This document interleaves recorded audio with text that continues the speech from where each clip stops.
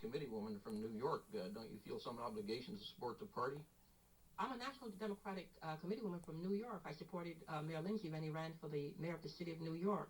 I supported other persons who were not the nominee for our party at certain conventions. That's not the issue, because ultimately my being the National Democratic Committee woman has to stem from the votes of the delegates at the convention. I became the National Committee woman because of the votes of the delegates, not because of the votes of political bosses who never wanted me in this position in the first place. Mrs. Chisholm, on some of the basic issues that you, I'm sure, will be talking about, aside from women's liberation, your support of minorities, how do you feel about what will be the effect of William Rehnquist's confirmation as a Supreme Court Justice?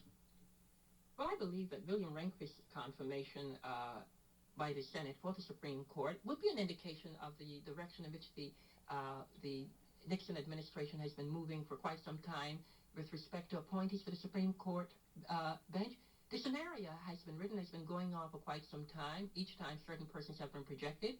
You have libertarian forces in this country that have appeared before the committees and given their testimony. And I think that William Rehnquist's nomination would further indicate that the executive branch of government certainly seems to have a commitment to making sure that it puts persons with extremely conservative points of view, persons whose positions on civil rights issues in this country leave much to be desired.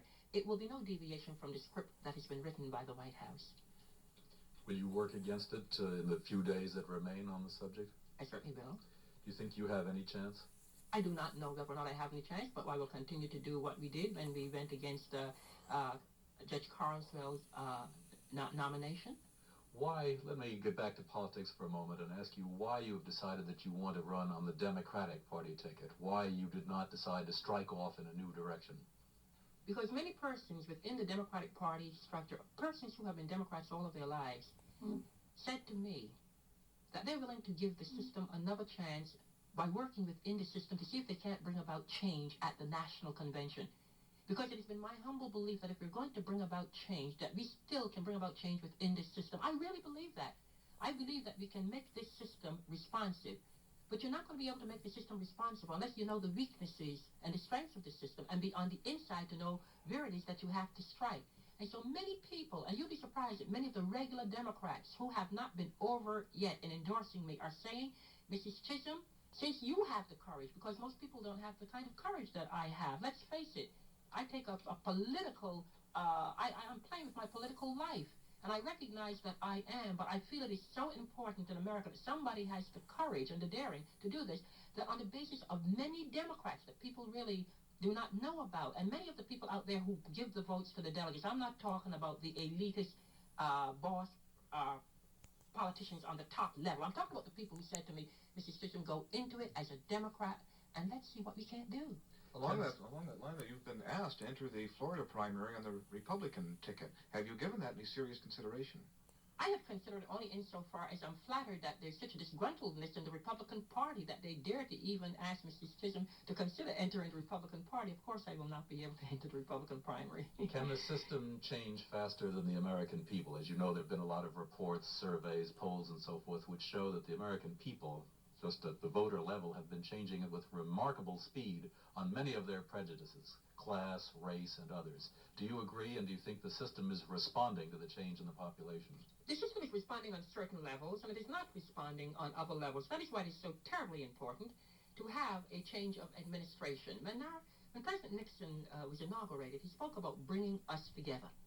And yet in terms of what the president has done, he has served to alienate so many factors in this society. It is my humble belief, although some persons disagree with me, that perhaps the president really wants to bring us together. But the president of this country cannot bring us together with the kinds of advisors and the kinds of persons that he has around him in his advisory cabinet and as the head of his different cabinet departments, because these persons have no sensitivity or no real attunement to the needs and the cries of poor people, black people, Indians, Chicanos, Vietnamese. They have no sensitivity.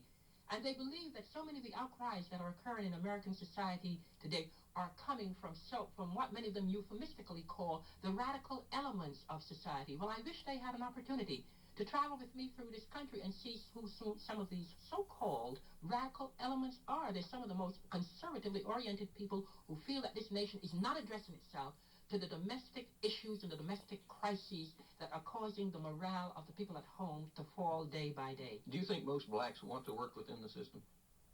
I believe that a large number of blacks in this country want to work within the system if the system will just stop dealing in cliches and rhetoric and begin to implement the laws on the books. We have enough legislation and enough indication to indicate that the basis is there, but it's men, and that's why the administration has to be changed. Well, is anything any different in Congress? And you're criticizing the other end of Pennsylvania Avenue. How about Congress? Oh, Congress has its share of the burden to bear also. There's no question about it. When you can read a book like Nick Cox's book, Let Them Eat Hunger, and see from that book what the appropriations and authority committees in the United States Congress has to do with monies for poverty programs, agriculture programs, and food programs, you realize that it's a big fraud, because the heads of the committees who control these programs, which are the lifeline for poor people in this country, are people that have basic inherent racial attitudes towards Indians, poor people, and blacks in this nation. Can anybody, no matter what handicaps or what advantages, do you think, defeat President Nixon in the coming year? After all, he'll have China under his belt. He'll have phase two, a considerable change in the rate of inflation, which most people seem to think is doing some good. I presume you agree somewhere. Can anybody beat him? I think there's a possibility of beating President Nixon, but this is going to be very much What's the determined. gut issue? I think the gut issue is the whole domestic state of affairs at the time that the conventions begin to get underway. How the American people are reacting at that time to what is happening to them, because for such a long time they have been reacting in a very, very upset fashion, because their taxes have been used for the propagation of a war in Vietnam. The kinds of programs that has to do with services to people in this country have been cut back in the United States Congress. When you speak about law and order, there's been such a kind of repression, not only on blacks, but certain whites in this country, because they dared to dissent and talk about the inequities of our system.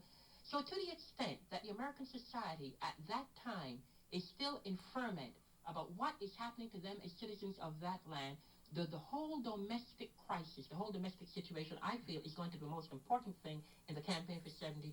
Is law and order a legitimate issue?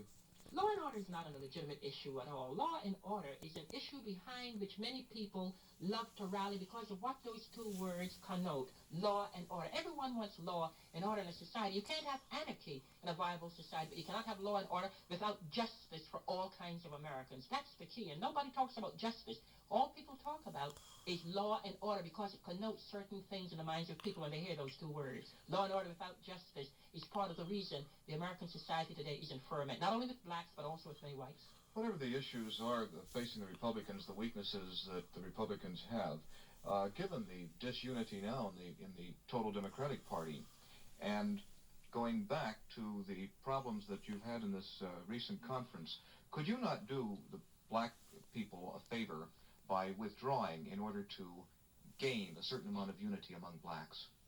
It's not a question of my withdrawing. It's a question of the fact that Shirley Chisholm is not a presidential candidate of black people alone in this country. Shirley Chisholm is a candidate of all kinds of people. I am an American. And blacks and whites and young people have asked me to run, and this is where the mistake is constantly being made. This is my land also. This is my country also. And I'm highly flattered that there are forces in this country besides black that wants me to run. And when the question arises as to whether or not I'll be more for women or more for young than more for blacks, as some black officials feel I will not be that much for blacks, how dare they insult me when I have been the one leader in this country that has taken stands on very controversial issues that many of them would not dare to take because it's not politically expedient to do so. I am a candidate for American people, including blacks, women, and other groups. Thank you very much, Mrs. Chisholm. We've run out of time. Thank you very much for being with us on Face the Nation.